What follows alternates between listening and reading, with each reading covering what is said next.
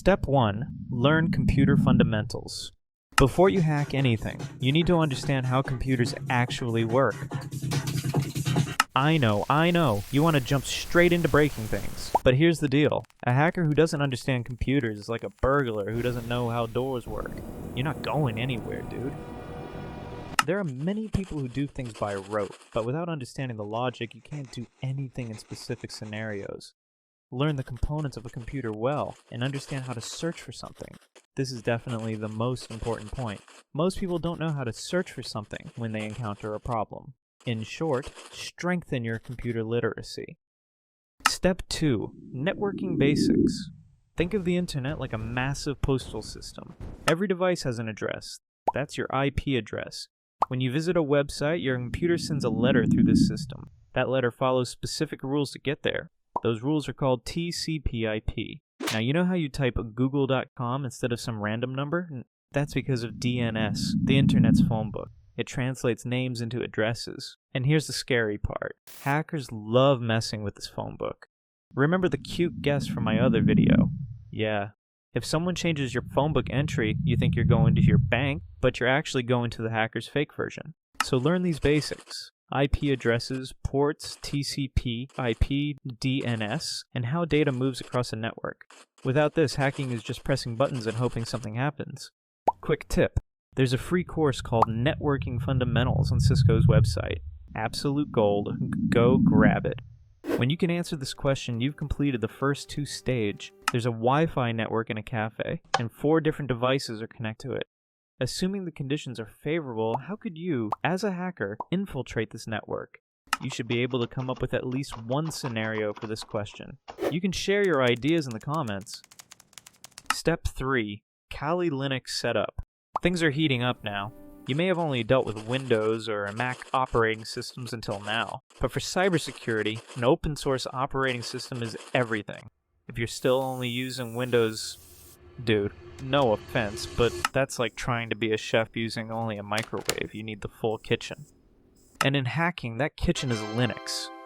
Why Linux? Because almost every hacking tool runs on it. Almost every server in the world runs on it. It is open source, meaning you can modify the operating system and all the tools that allow it to suit your needs. And the best part? It's completely free. Now, there's a special version of Linux built specifically for hackers. It's called Kali Linux. It comes preloaded with over 600 hacking tools. 600. Everything you need for your entry-level and intermediate cybersecurity journey is already included. And rest assured, once you get used to this operating system, you'll find it very simple. You'll gradually realize how restrictive and complicated Windows and Mac computers are. Here's what you do. Download VirtualBox. It's free. Then install Kali Linux inside it. This way, you've got a full hacking lab running inside your regular computer. No risk and no damage. Later, you will also set up virtual machines and systems created for compromise here, meaning virtual machine software will be required. Spend a week learning basic Linux commands. cd, ls, cat, grep.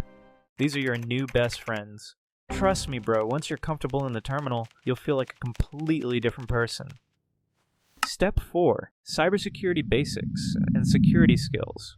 This will be our most detailed layer. It's time to put the basic knowledge you've learned into practice. In the first stage, we will learn the NetDiscover, Nmap, Derb, and Metasploit framework tools. With these tools, we will learn how to scan a Wi-Fi network, gather information from target IP addresses, perform directory scans, and exploit vulnerabilities. Look, buddy, these are the basics. And to fully grasp these fundamental tools, you need to have a solid foundation in networking and Linux. Whether you buy a basic course on YouTube or Udemy, or create a Try Hack Me membership to complete the Cybersecurity 101 stage with free rooms, the method is up to you, but you must grasp these concepts very well. I'll be offering these courses very soon, and rest assured, this will be the best resource. Don't worry. After learning these basic tools, there are some concepts you need to learn, and you can research them to understand their logic. You need to have a good grasp of concepts and events such as multi-factor authentication, cyber kill chain, OSINT, network forensics, honeypots, blue, red, and black hat hackers. After all this, you can also take a look at the Wireshark and curl tools. This section will also determine which side you will be on. Cybersecurity is a multi-layered sector, divided in tons of different areas. However, there are 2 fundamental things at the core of all of them. the defensive and offensive teams. Whichever side you're interested in, it would be better for you to specialize in that area from this point on. No matter what, you need to be proficient in the other side you didn't choose and know the basics. But specialization requires a choice. If you're going to be a penetration testing expert, the offensive side is your area. However, if you have more of a detective spirit, if you like to analyze how an attack happened and write it up in a report, in other words, if you choose the defensive side, then the defensive side will be your area. We need to make a long, separate video about this topic, so I'll just touch on it briefly for now. The video will be coming soon, so stay tuned. The final stage of this phase will be to warm up by practicing on CTF machines. Start with Metasploitable 2 and work your way up to hard-level machines. VulnHub and Hack the Box will be your #1 allies in this endeavor. You may need to wait for the next step for expert-level machines, as we haven't gotten to the coding part yet. Next. Step 5. Level of expertise. Now is the time to step up your game. You're at a level where you can develop yourself and add to your skill set. You absolutely need to learn about cloud systems and security factors. There's no offensive or defensive category in this field. You can't move forward with zero knowledge about cloud systems. Additionally, you need to choose at least one language to specialize in, such as Python, Go, JavaScript, or C++. With AI support, the job is now much easier, don't worry. A little tip, most people usually start with Python because they prefer it for writing exploits. Yes, I also started by learning Python. SQL is also important for the database and injection part, don't forget that. You also need to know and master Bash and PowerShell at least at a basic level. You can now take a look at expert level machines. Once you reach a certain level at this stage, there probably won't be many CTF machines left that you won't be able to solve. Step 6. Get certified. You can now prepare for a certificate. Maybe you're thinking, do I really need a piece of paper? Here's the truth, dude. In cybersecurity, certifications open doors that skills alone can't. It's not fair, but it's real. CompTIA Security, CEH, Cisco, AWS, OSCP. You are free to choose whichever you want, and you will make these choices based on your areas of expertise. I won't pressure you to get a specific certification like other resources do, because this is something that depends entirely on your preferences. There is no such thing as the best certification, my friend. You are the best, and what you need to demonstrate is your true skill. The certification is just a supporting tool.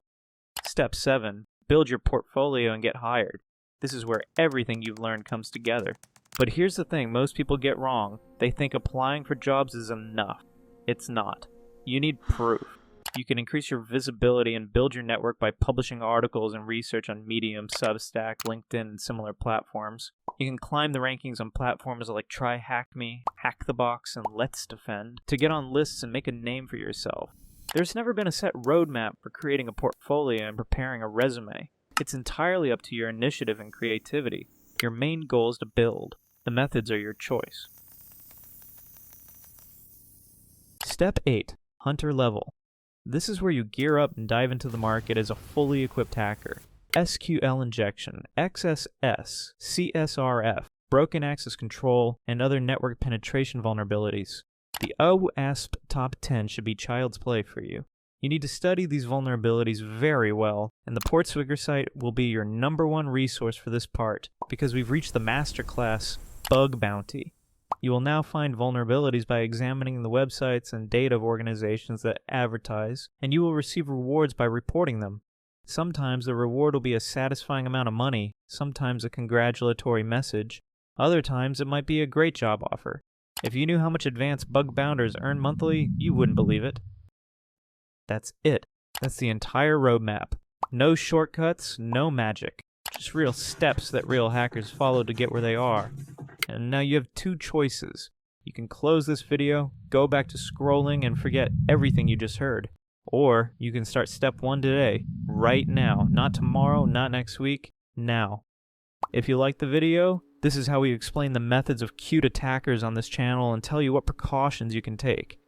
You can think of it like a cyber awareness channel, and we do this with effort and in a fun way. You can join us by subscribing and keep yourself safe. I love you, dude, and I want you to be safe. Trust me. See you in the next video. Goodbye. And don't forget to have a coffee for me, too. Peace out.